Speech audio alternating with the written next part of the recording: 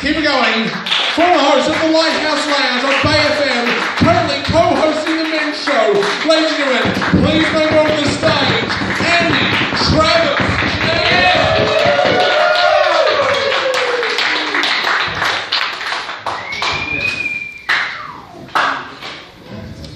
Hello. Hey! This is my fourth ever stand-up comedy gig. I'm feeling a little bit trembly, and I think it's because my blood sugar level's a little bit low. I've got notes here. I've got 11 little notes, just so you know. I met a guy who was a recovering alcoholic, and he said to me he's allergic to alcohol, and that when he drinks alcohol he breaks out in handcuffs. I live in the country. I haven't lived in the country before. I live in a little flat in Mallorca. And I heard a sound, just like the sound... I was thinking, whose phone is that? Because it was like phone, on silent, on a hard surface. I'm thinking, wait a minute, I don't have a phone. And it was a cow. I do host the men's show on Bay FM, and they often talk about men finding it a little bit hard to get in touch with their feelings, and that's the case with me. I can get off the phone to my girlfriend who's just told me that she is calling it off with me because she wants to explore her feelings for another guy, and I feel numb. And I can get off the phone to God, because God sometimes calls me just for a bit of advice, and I feel numb. And so I've got this app on my phone, and it helps me to figure out whether I should have a feeling as a result of that call. And a little recorded message comes up. You have not been emotionally charged for this call. I've been vegetarian a long time, and I became a vegetarian in Indonesia, and I was learning Indonesian as I was going, and I was saying, as I was, organising a plate at the roadside stall to eat, tidak daging, tidak daging. And I thought I was saying, there's no meat in there, is there? But what I was actually saying was, do not beef. This one is not my own joke. How do you know if someone's a vegan? They'll tell you. Don't worry, they'll tell you. I posted that joke on Facebook, and all my vegan friends responded in character. It was beautiful. It was real. This isn't a joke, what I'm saying now, it happened. They're like, yeah, we're vegan. Okay, so getting you ever seen yogis? Maybe you've done yoga, done meditation, and they do this. They sit cross-legged. Yep.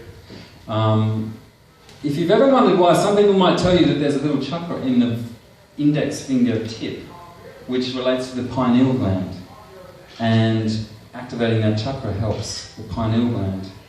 Now, I believe that's not the case. I think that's a lie. The scriptures, they're full of lies. What it is it just stops you, just gives your index finger something to do so you don't pick your nose. Because I don't know if you've done meditation before, if you sit long enough, you're going to want to pick your nose after a while. So we're going to try advanced laughter yoga right now. I want you to do this so you don't pick your nose. And close your eyes if you're feeling brave enough to. Imagine a point of light right at the top of right between the two hemispheres of your brain. There's a gland there called the pineal gland. Imagine a star of light inside the pineal gland. Scientists, this isn't spirituality right now, or it's not, new age stuff. This is what science knows, that there's these feel-good chemicals, DMT, dimethyltryptamine, that is produced in the pineal gland, and it's feel-good energy that, it's a substance that melts into your brain and makes it feel good. Now visualize that star of light, and imagine it has a voice that sounds like this. This man in front, he is very funny. I like him. I am going to give him a spiritual name. I bestow upon him the name Mahatma Andy.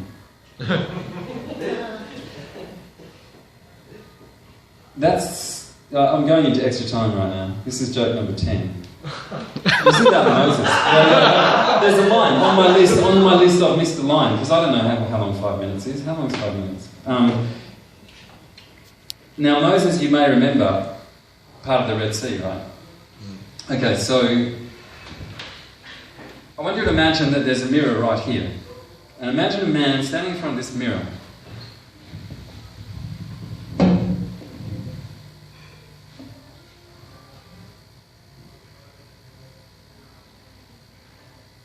You know what that man is doing and who that man is?